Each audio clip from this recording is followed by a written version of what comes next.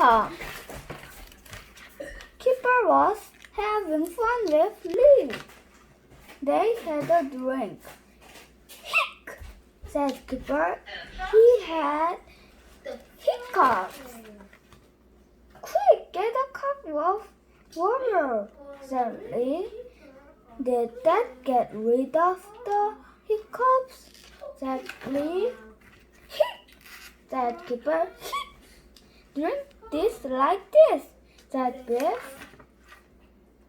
Did that rid of In stories, talking frogs that? always Said freezes Biff. your smell. Said Keeper.